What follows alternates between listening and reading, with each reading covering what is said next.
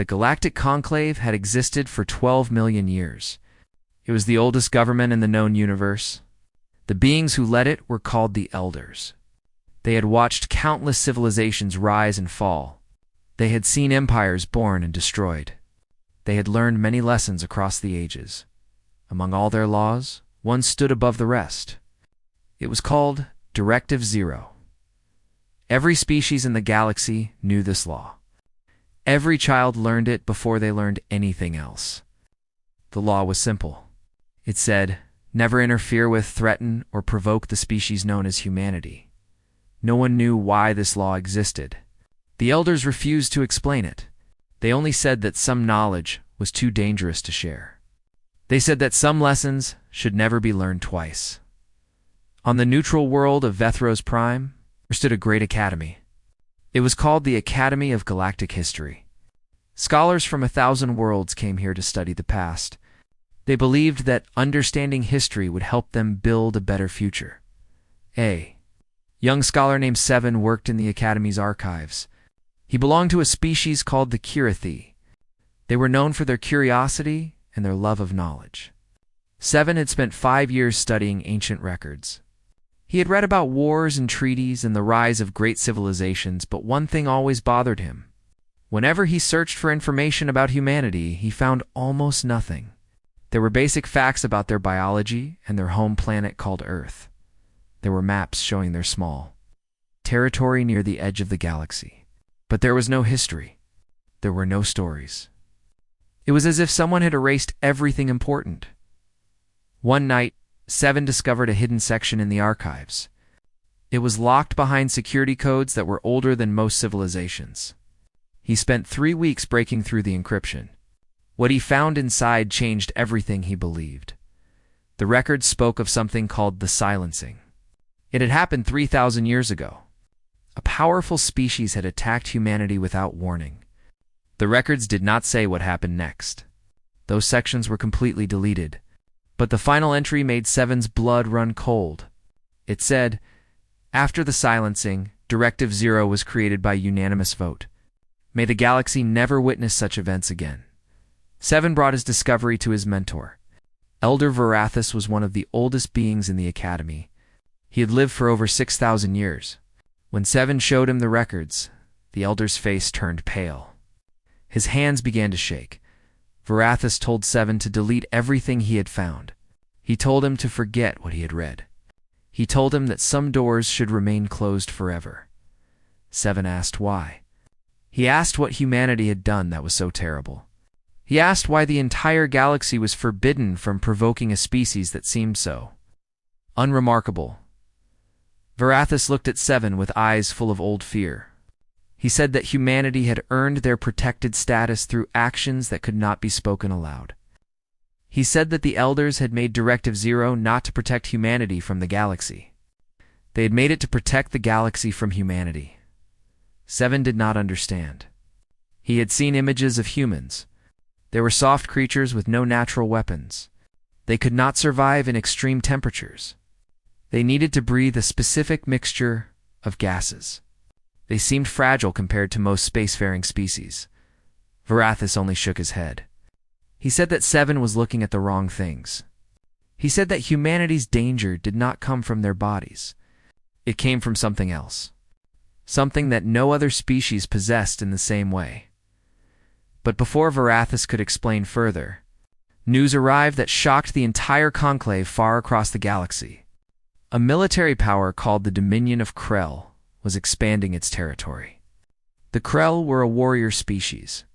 They believed that strength was the only thing that mattered. They had conquered dozens of worlds in the past century. Their armies were feared throughout the region. The supreme commander of the Krell was a male named Zorath. He was ambitious and proud. He believed that the Elders had grown weak over the millions of years. He thought their laws were outdated and foolish. He wanted to build an empire that would rival the conclave itself. Zorath had learned about Directive Zero. Unlike other leaders, he did not accept it without question. He sent spies to gather information about humanity. They reported that humans controlled only a small number of star systems. Their fleet appeared modest. Their technology seemed unremarkable. Zorath laughed when he received these reports.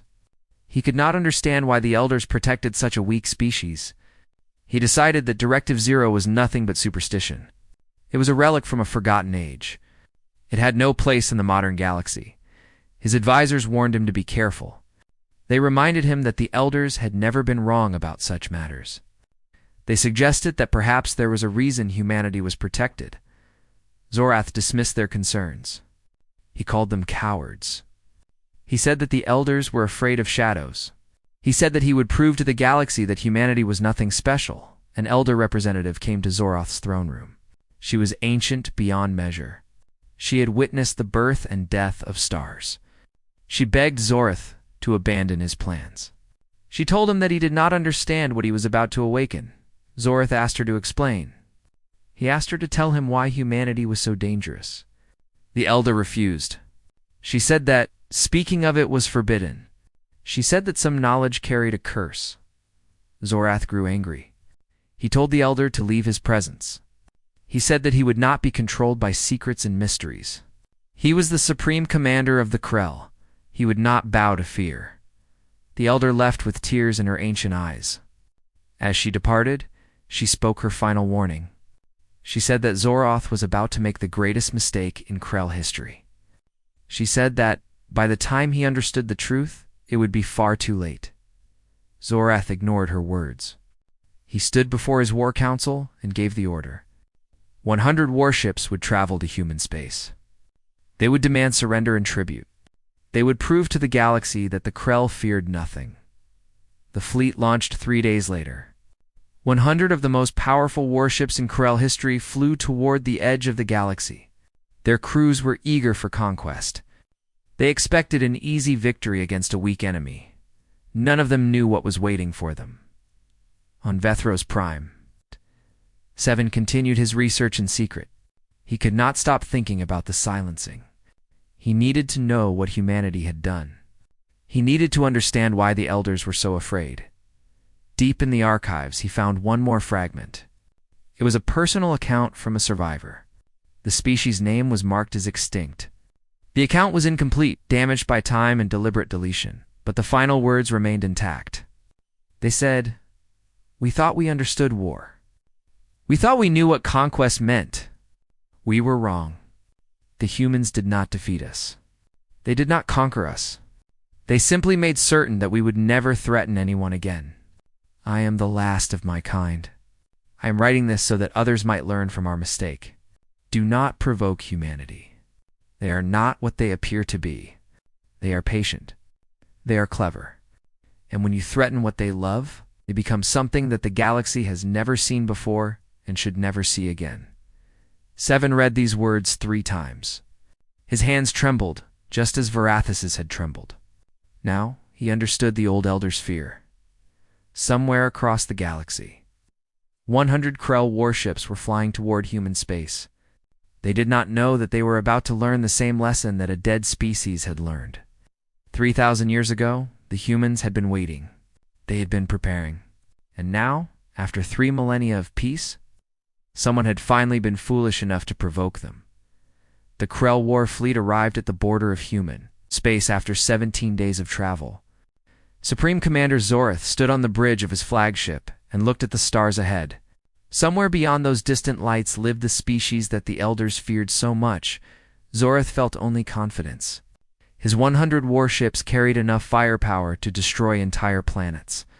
His soldiers were the finest warriors in Krell history. They had never lost a war. They had never retreated from any enemy. The fleet had barely crossed the border.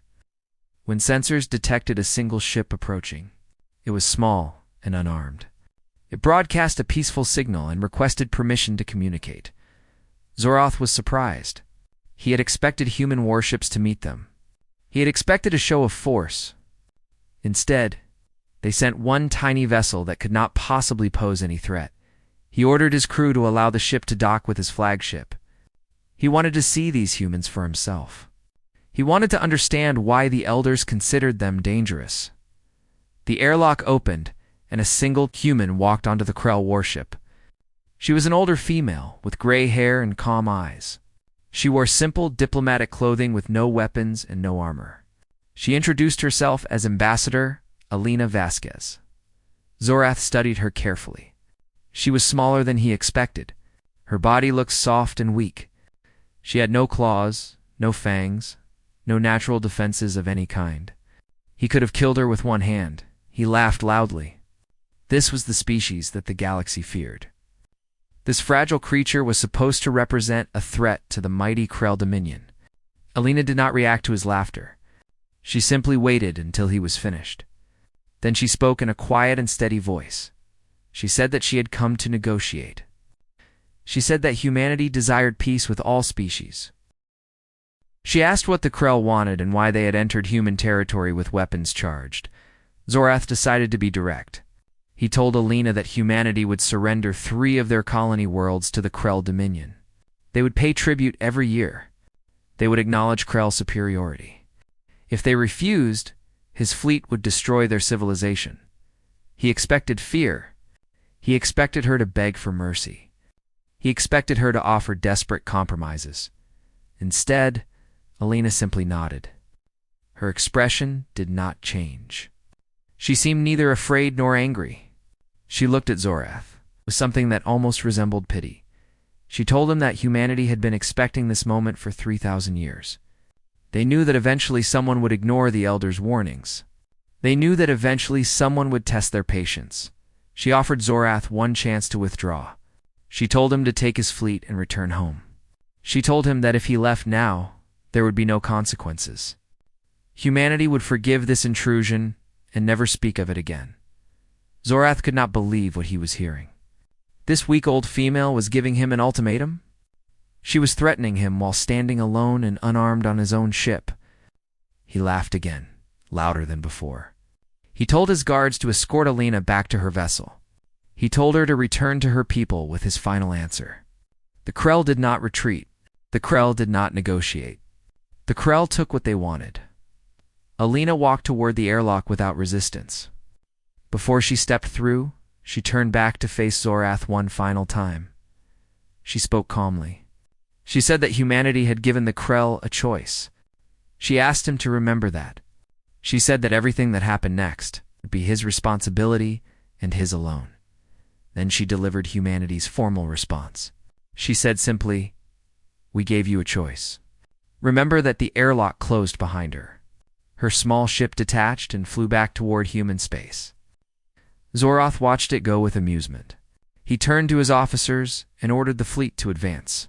They would strike the nearest human colony within hours, far away on Vethros Prime. Seven had continued his forbidden research. He could not stop searching for the truth about the silencing. The fragment he had found haunted his dreams. He needed to know more. He discovered that the species mentioned in the survivor's account was called the Vorn. They had been a powerful civilization 3,000 years ago. They controlled over 200 star systems. Their military was considered one of the strongest in the galaxy. The Vorn had decided to expand into human territory. At that time, humanity was young and weak. They had only recently begun exploring beyond their home system. They had no great fleet and no powerful weapons. The Vorn attacked without warning. They destroyed human colonies on 12 worlds. They killed millions of innocent people. They believed that humanity would surrender quickly and become their slaves. What happened next was almost completely erased from all records. Seven could only find fragments and hints.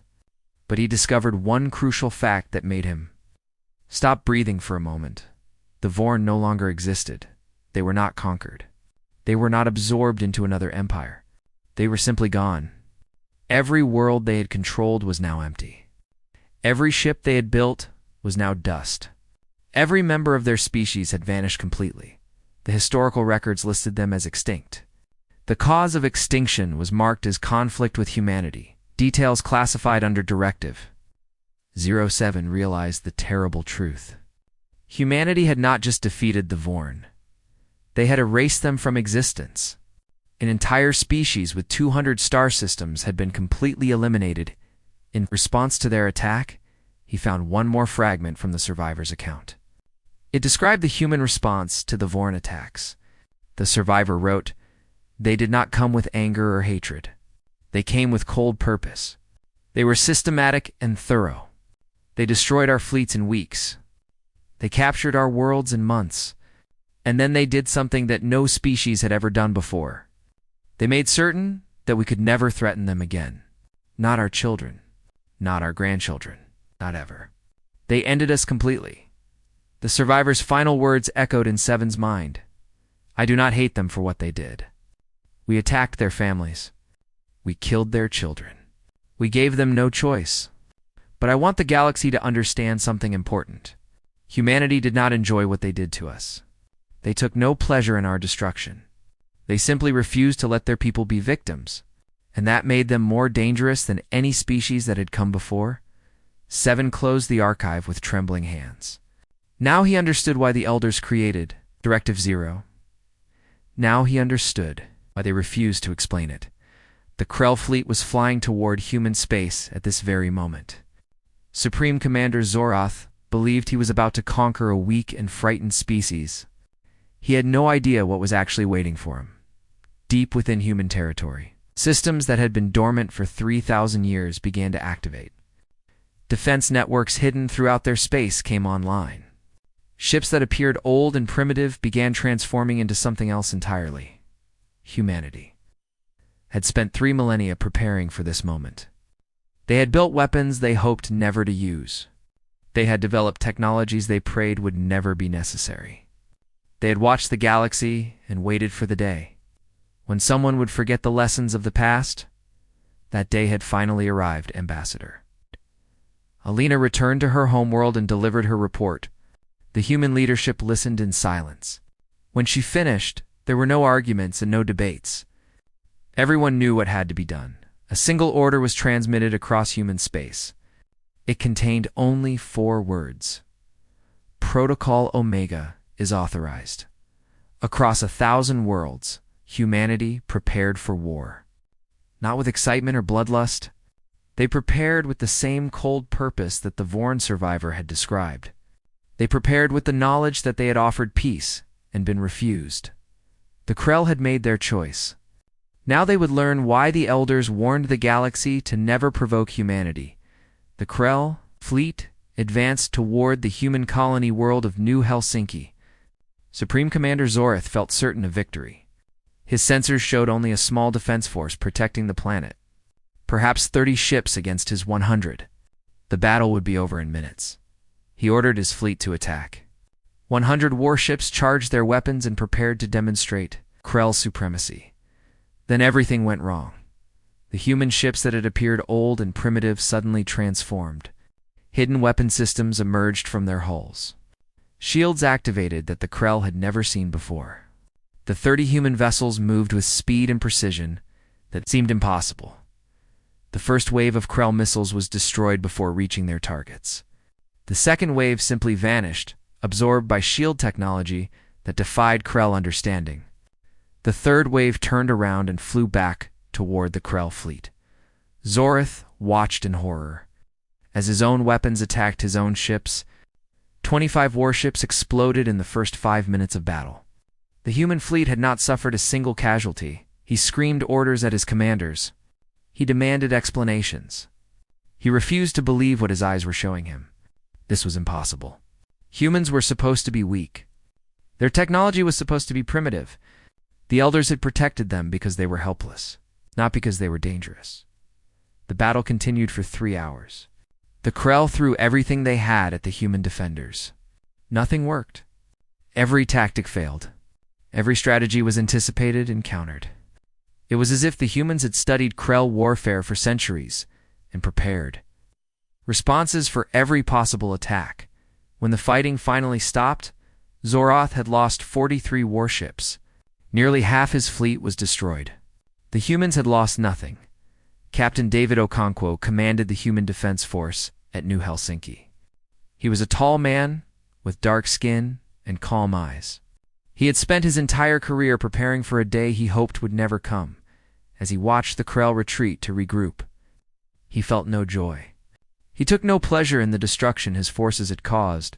He simply did what was necessary to protect his people. His officers reported that the remaining Krell ships were holding position outside weapon range. They were not retreating, but they were not attacking either. Zorith was clearly trying to decide what to do next. David ordered his fleet to hold position as well. He did not pursue the damaged enemy ships. He did not press his advantage.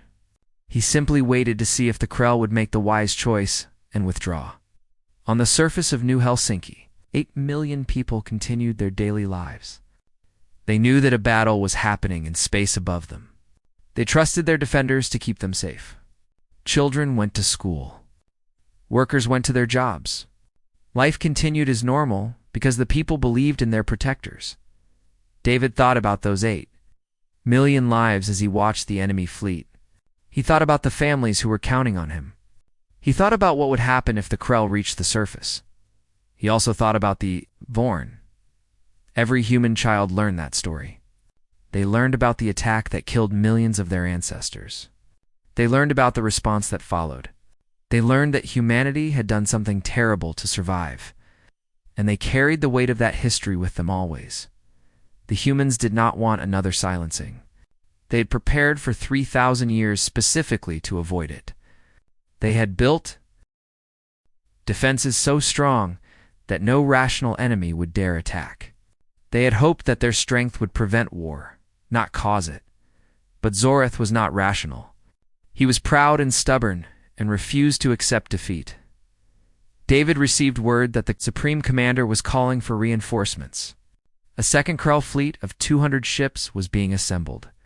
They would arrive in 6 days. David immediately transmitted this information to Human High Command. The response came within hours. Additional human forces were being deployed throughout the sector.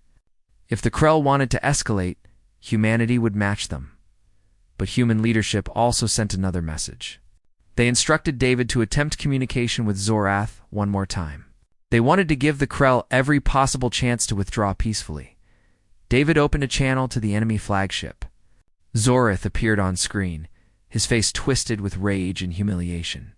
He demanded to know what kind of tricks the humans were using. He accused them of cheating and deception. David spoke calmly. He explained that there was no trickery involved. Humanity had simply spent 3,000 years preparing for exactly this situation. They had studied every spacefaring species. They had developed counters for every weapon and tactic known to the galaxy. They had done this not because they wanted war, but because they never wanted to be caught unprepared again, he told Zorith the truth about the Vorn. He explained what humanity had done and why. He made it clear that the Krell were walking the same path that had led to the extinction of an entire species. Zorith refused to listen. He called David a liar. He said that the Vorn story was propaganda designed to frighten weak species. He promised that when his reinforcements arrived, humanity would learn the true meaning of Krell power. David ended the communication with a heavy heart. He had tried. He had offered peace. But some beings refused to see reason until it was too late. On Vethros Prime, Seven had finally uncovered the complete history of the silencing. He found records that had been buried for 3 millennia. He learned the full scope of what humanity had done. After the Vorn attacked, humanity mobilized every resource they had. Within 6 months, they had built a war fleet larger than anything the galaxy had ever seen. They did not build it from anger or hatred. They built it from cold determination. The human response was systematic and absolute. They did not negotiate.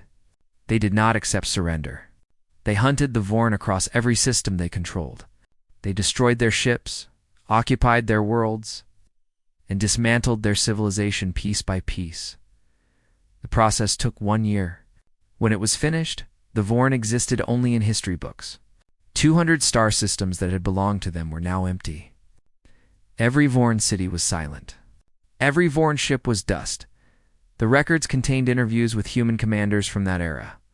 One admiral had said, "We did not want this. We tried to live peacefully. We asked only to be left alone.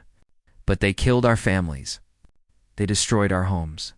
They gave us no choice but to respond. And when we responded, we made certain that no one would ever have to face the Vorn again."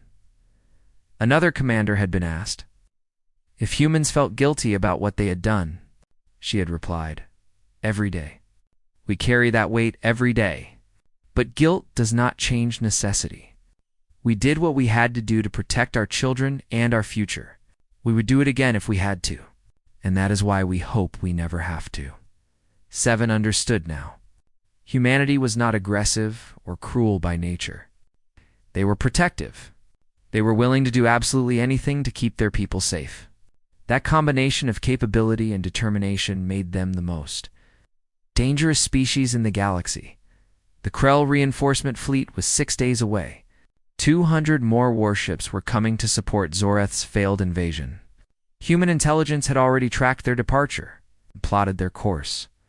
What the Krell did not know was that human forces were waiting for them. Hidden along their route were vessels that had been positioned years ago, just in case this day ever came. The reinforcement fleet would never reach New Helsinki. Zoroth sat in his damaged flagship and dreamed of revenge. He believed that more ships would solve his problem. He believed that superior numbers would overwhelm human defenses. He still did not understand what he was truly facing. David Okonkwo watched the stars from his command deck. He thought about his wife and children back on Earth. He thought about the promise he had made to protect them. He thought about what the coming days would bring. Somewhere in the darkness between stars, humanity's hidden forces waited in perfect silence. They had been waiting for 3,000 years. They were patient. They were prepared. And they were very, very good at what they did. The Krell had provoked humanity despite every warning. Now they would learn why the Elders had created Directive Zero. The lesson would be painful. It would be thorough. And it would never be forgotten. The Krell reinforcement fleet never arrived at New Helsinki. 200 warships vanished without sending a single distress signal. Supreme Commander Zoreth waited for 6 days, then 7, and 10. Nothing came. No ships. No messages. Only silence. His intelligence officers finally discovered what had happened. Human forces had intercepted the reinforcement fleet in deep space. The battle lasted less than 4 hours. Every single Krell ship was destroyed. There were no survivors. Zoroth stared at the report in disbelief. 300 warships. The greatest military force the Krell Dominion had ever assembled. All of them were gone. His invasion had become a disaster beyond anything he could have imagined. He still had 7 ships remaining from his original fleet. They were damaged and demoralized, trapped deep in enemy territory with no hope of rescue. The proud Supreme Commander who had laughed at human weakness now faced the darkest moment of his life. Captain. David Okonkwo contacted him again. This time, the human commander did not threaten or demand. He simply offered a choice. David explained that human forces had completely surrounded the remaining Krell fleet. There was no escape route. No reinforcements were coming. The Krell could not win this fight, but humanity did not want more death. They had proven their strength. They had demonstrated their capability. Now they offered mercy. Zoreth could surrender unconditionally. His surviving crews would be taken prisoner and treated humanely. They would eventually be returned to Krell space. Zoreth himself would face judgment for his actions. But he would receive a fair trial under galactic law. The alternative was simple. If the Krell refused to surrender, human forces would systematically destroy every remaining ship. There would be no negotiation. There would be no second chance. The choice was life or death. Zoroth's pride screamed at him to fight. His entire career had been built on never retreating, never surrendering. The idea of admitting defeat to these soft creatures was unbearable. But something else whispered in his mind. He thought about his crews. Thousands of Krell soldiers who had followed his orders without question. They had families waiting for them back home. They deserved the chance to see those families again. He also thought about what he had learned during this invasion. The humans were not weak. They were not primitive. They were the most terrifying force he had ever encountered. And they had offered him peace multiple times. They had given him every chance to withdraw. Zora made a decision that surprised even himself. He accepted the surrender. Human ships moved in to secure the Krell fleet.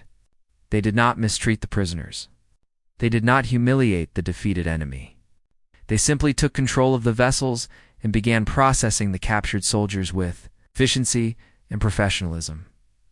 Elder Varathus arrived 3 days later with a delegation from the Galactic Conclave. He had traveled as fast as possible when he learned of the invasion. He had hoped to prevent another silencing. He was relieved to discover that humanity had chosen a different path. The Elder boarded the human command ship and met with Captain Okonkwo. Varathus was ancient and wise, but even he was impressed by what he found. Human medical teams were treating wounded Krell prisoners alongside their own injured soldiers. There was no cruelty, no revenge, only professional care for all who needed it. Varathus asked David why humanity had shown such mercy. The Krell had invaded their space. They had threatened their people. They had rejected every offer of peace by the standards of galactic warfare. Humanity had every right to destroy them completely. David thought carefully before answering. He said that humanity remembered what they had done to the Vorn. They carried that memory with them every day. They were not proud of it. They had done what was necessary to survive. The weight of that action never left them. He said that humanity did not want to become monsters. They did not want to be known only for destruction. They wanted to prove that they could be strong and merciful at the same time. They wanted to show the galaxy that there was another way. The Vorn had refused to stop their attacks. They had continued killing human civilians even after humanity demonstrated superior strength. That was why they were destroyed. But the Krell had surrendered. They had made a different choice, and humanity would honor that choice with mercy. Varathus felt something he had not experienced in thousands of years. He felt hope. Perhaps humanity was not the terrifying force he had always feared. Perhaps they had learned something from their dark history. Perhaps they could become a positive presence in the galaxy. Seven had traveled with the Elder delegation. The young scholar had begged for permission to witness these events firsthand. He wanted to see humans with his own eyes. After everything he had learned about them, when he finally met them, he was surprised by what he'd found. The humans were warm and friendly. They joked with each other. They smiled easily. They seemed completely normal. Ambassador Elena Vasquez spent an hour talking with Seven. She answered his questions honestly and openly. She did not hide from the dark chapters of human history. She acknowledged what her species had done to the Vorn, but she also explained their philosophy. Humans destroyed threats, not people. The Vorn had been a threat because they would not stop attacking. They had been offered peace many times and refused. Eventually, there was only one option left. The Krell were different. Zoroth had made terrible choices, but he had ultimately surrendered. His people had accepted defeat with honor. That meant they could be trusted to learn from this experience, make better choices in the future. Elena said something that stayed with Seven for the rest of his life. She said that humanity's greatest strength was not their weapons or their technology. It was their ability to forgive. They could end civilizations if necessary, but they preferred to build relationships. They preferred to turn enemies into friends. She admitted that this was difficult. It would have been easier to simply destroy the Krell fleet and send a message to the galaxy. But easy was not always right. Humanity wanted to be better than their past. They wanted to prove that mercy could be strength. Zoroth was brought before a human tribunal. He expected execution. He had led an invasion that killed thousands of human soldiers. He had threatened millions of civilians. By any measure, he deserved death. Instead, the tribunal offered him something unexpected. They acknowledged that he had made terrible mistakes. They acknowledged that he had ignored every warning and caused tremendous suffering. But they also recognized that he had ultimately surrendered rather than sacrifices remaining. Cruised in a hopeless battle, the tribunal gave Zoroth a choice. He could spend the rest of his life in prison, or he could dedicate himself to preventing others from making his mistakes. He could become a teacher, traveling the galaxy to share his story. He could explain what happens when someone provokes humanity. He could help ensure that no other species ever had to learn this lesson the hard way. Zoroth was stunned by this offer. He had expected hatred and vengeance. Instead, he received an opportunity for redemption. He did not understand why the humans were being so generous. The lead judge explained their reasoning. She said that dead enemies taught nothing. Imprisoned enemies were forgotten. But a living witness could speak the truth for generations. Zorath's story could save millions of lives if he told it honestly. She said that humanity wanted peace, not fear. They wanted to be respected, not dreaded. A galaxy that understood them would be safer than a galaxy that simply feared them. Zorath accepted the offer. He did not know if he deserved this second chance, but he knew that he would spend the rest of his life earning it. He would tell his story to anyone who would listen. He would make certain that no one forgot what happened when the Krell ignored the Elder's warnings.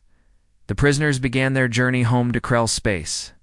They carried with them stories of human mercy and human power. They would spread these stories throughout their civilization. The Krell would remember this lesson for thousands of years. On New Helsinki, the people celebrated their defenders. Captain Okonkwo attended the ceremonies, but he did not feel like a hero. He felt like a surgeon who had performed necessary but unpleasant work. He was glad it was over. He hoped it would never happen again. That night, he called his family on Earth. His children asked if he was coming home soon. His wife asked if he was safe. He told them yes to both questions. He did not tell them about the battles or the death or the terrible responsibility he carried. He simply told them that he loved them. That was what mattered. That was what he had been fighting to protect.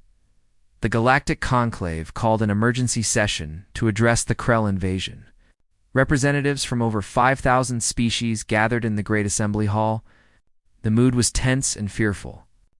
Everyone had witnessed what humanity could do. Many wondered if they should be afraid. Elder Varathus rose to address the assembly. He was one of the oldest beings alive. His voice carried the weight of millions of years of experience. The hall fell silent as he began to speak. He announced that he would finally reveal the complete truth about Directive Zero. After 3,000 years of secrecy, the galaxy deserved to know why humanity was protected. Varathus told the story of the Vorn he described there. Its unprovoked attack on human colonies. He explained how humanity had responded. He detailed the systematic elimination of an entire species. He held nothing back. The assembly listened in horror. Some representatives wept. Others trembled with fear. They had suspected the truth, but hearing it confirmed was different. Hearing the full scope of human capability was terrifying. But then, Varathus told them something they did not expect. He explained that after destroying the Vorn, humanity had approached the Conclave. They had not made demands. They had not threatened anyone. They had made a simple request. They asked to be left alone. They wanted to build their civilization in peace. They wanted to explore the galaxy and raise their families without fear. They did not want to conquer anyone. They did not want to dominate anyone. They simply wanted safety. Directive Zero was not imposed on the galaxy by the Elders. It was humanity's own suggestion. They knew what they were capable of. They knew what they had done. They wanted to ensure that no one else would ever force them to do it. Again, the Elders agreed because they understood something important. Humanity was not evil. They were not monsters. They were simply parents who would do anything to protect their children. That made them more dangerous than any empire or armada, but it also meant they could be trusted. If no one threatened them, they threatened no one. If they were treated with respect, they responded with friendship. The key to safety was simple: leave humanity alone. Varathus finished his speech with a question. What would the Conclave do now that humanity's power was known? Would they respond with fear and aggression? Would they try to contain or destroy humans before they became a threat? He warned that such attempts would fail. Humanity had spent 3,000 years preparing for exactly that scenario. They had weapons hidden throughout the galaxy. They had plans for every possible attack. Any species that moved against them would face the same fate as the Vorn. But there was another option. The Conclave could choose peace. They could treat humanity as equals and partners. They could build a future based on cooperation instead of fear. Ambassador Elena Vasquez addressed the assembly next. She confirmed everything Varathus had said. She acknowledged humanity's terrible power and their terrible history. She did not apologize for what they had done to the Vorn. She simply stated the facts. Then she made an offer that changed the galaxy forever. Humanity would share their defensive technologies with any species that committed to peaceful cooperation. They would help protect the weak against the aggressive. They would use their power for good instead of destruction. All they asked in return was to be treated as equals, not as threats to be feared, not as monsters to be contained. Just as one species among many, trying to survive in a dangerous universe, the debate lasted for days. Some representatives argued that humanity was too dangerous to trust. They pointed to the Vorn extinction as proof that humans could not be controlled. They demanded that something be done before it was too late, but others spoke in favor of the human proposal. They noted that humanity had shown mercy to the Krell. They had offered peace before violence. They had given their enemies every chance to surrender. These were not the actions of mindless destroyers. In the end, the Conclave voted to accept humanity's offer. A new treaty was signed. Humanity became a full member of galactic civilization. Their representatives joined the assembly as equals. Their technology began flowing to species that needed protection. Seven became the official chronicler of human history. He was granted access to archives that no other alien had ever seen. He spent years studying humanity's past and their culture. He wrote books that were read across the galaxy. His most famous work explained why humanity was both terrifying and admirable. He wrote that humans called themselves the reluctant warriors. They loved peace more than any species he had ever studied. But they refused to be victims. They refused to let their loved ones suffer. That combination made them unique. Other species were aggressive or passive. Humans were both. They could build beautiful things and destroy terrible threats with equal skill. The key was never giving them a reason to choose destruction. Zorath kept his promise. He traveled the galaxy, telling his story. He spoke at academies and assemblies and military bases. He explained exactly what had happened when he ignored the elders' warnings. He described the battles he had lost and the mercy he had received. His message was always the same. Humanity was not to be feared, but they were not to be provoked. They wanted friendship, not war.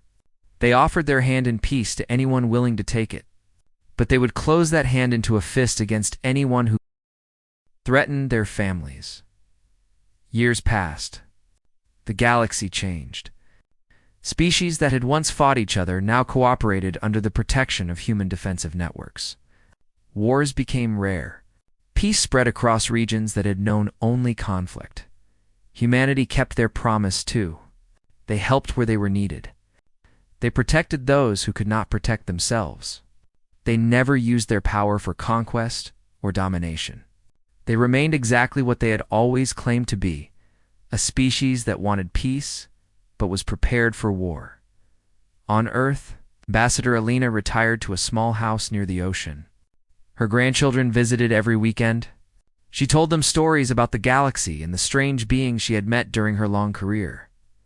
One day, her youngest grandchild asked her a question. The child wanted to know why humans were so good at fighting. If they loved peace so much, Alina thought for a long moment before answering. She said that humans fought well because they had something worth fighting for. They fought for their families. They fought for their homes. They fought for the people they loved. She said that any species could learn to build weapons and train soldiers, but the best warriors were the ones who fought not because they enjoyed violence, but because they were protecting something precious. Humans understood that better than anyone. The child asked if humans would ever have to fight again. Alina smiled sadly. She said she hoped not. She said that humanity had worked very hard to make sure they would not have to repeat the past. But she also said that they would always be ready, just in case. That night, Alina stood on her porch and looked at the stars. Somewhere out there, thousands of species were living in peace because humanity had helped create that peace. Somewhere out there, the memorial to the Vorn still stood, reminding everyone of what had been lost. She thought about all the lives that had been saved because Directive Zero existed.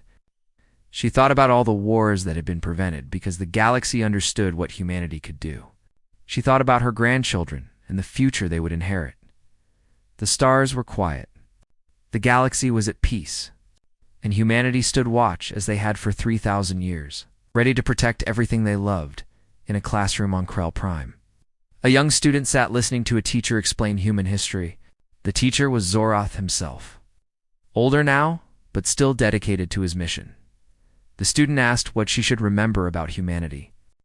What was the most important lesson from this history? Zoroth answered slowly and carefully.